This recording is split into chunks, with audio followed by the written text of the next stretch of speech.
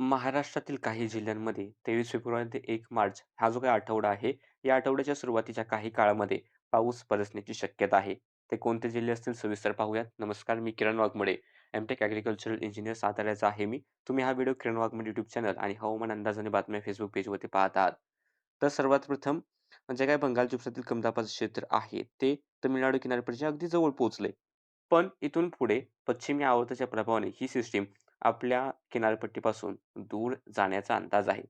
पण यामुळे काही बाष्पयुक्त वारे हे आपल्या महाराष्ट्रामध्ये पोहोचत आहेत आणि त्यामुळे आजही मराठवाड्यातील काही भागांमध्ये तसेच इकडे कोल्हापूरच्या काही भागांमध्ये पावसाच्या सरी पाहायला मिळाल्या. बीड, लातूर, नांदेड, कोल्हापूर या भागांमध्ये आज काही ठिकाणी चंदगड आजराचा भाग आहे कोल्हापूरचा त्या ठिकाणी पाऊस झाला. परळीचा आसपासचा भाग असेल त्या ठिकाणी सुद्धा पावसाच्या नोंदी या पाहायला मिळालेल्या आहेत. आणि आत्ता जर आपण सॅटेलाईट इमेज पाहिली, तर कोल्हापूरच्या चंदगड तालुक्याच्या आसपास आणि शेजारचा बेळगाव, त्यानंतर धाराशिव, लातूर, नांदेडचे काही भाग, खास करून उदगीरच्या आसपासच्या भागांमध्ये पावसाचे ढग दिसत आहेत.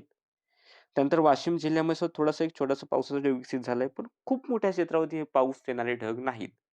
आणि आज रात्रीचा जर आपण अंदाज पाहिला, तर आज रात्री वाशिममधील एक दुसऱ्या गावांमध्ये हलका पाऊस किंवा हलके थेंब होतील. त्यानंतर उदगीरच्या आसपासच्या भागांमध्ये पावसाच्या सरी पाहायला मिळण्याची शक्यता आहे. त्यानंतर निलंगाच्या आसपास थोडासा पाऊस होईल. धाराशिव जिल्ह्यामध्ये सुद्धा कळंब आणि त्याच्या आसपासचा जो काही धाराशिवचा भाग आहे, या ठिकाणी थोडेसे हलके थेंब पाहायला मिळू शकतात. त्यानंतर कोल्हापूरमध्ये चंदगड आणि बेळगावचे पश्चिम पट्टे या ठिकाणी पावसाच्या सरी आहेत. सांगली, मिरज, तासगावच्या आसपास सुद्धा ढगाळ वातावरण आहे. पण या ठिकाणी विशेष मोठ्या पावसाची शक्यता नाही. हलके थेंब एखाद्या गावामध्ये झाले तर होतील. विशेष पावसाचा अंदाज नाही.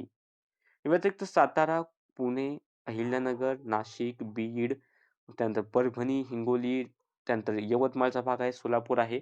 ढगाळलेलं वातावरण आहे. पण सध्या तरी या जिल्ह्यांमध्ये रात्रीसाठी पाऊस होण्याचा अंदाज नाही. त्यासोबत गडचिरोलीच्या दक्षिण भागांमध्ये थोडासा पाऊस हा पाहायला मिळालेला आहे अहेरी तालुक्याच्या आसपास. यानंतर जर आपण या आठवड्यातील शक्यता पाहिली, तर उद्या राज्यात या ठिकाणी लातूर, धाराशिव, सोलापूर, बीडचे पूर्वेकडील भाग असेल, परभणीचे दक्षिण भाग, हिंगोलीचा दक्षिणेकडील भाग, यवतमाळ, चंद्रपूर, भंडारा, गोंदिया, गडचिरोली हा जो भाग आहे आणि इकडे कोल्हापूरचे दक्षिण भाग किंवा शेजारचा बेळगाव.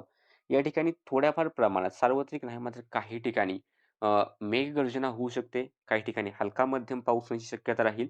पण मोठ्या क्षेत्रावरती पावसाची शक्यता नाही. ढगाळ हवामानासह एक दुसऱ्या भागामध्ये थोडाफार पाऊस अपेक्षित आहे.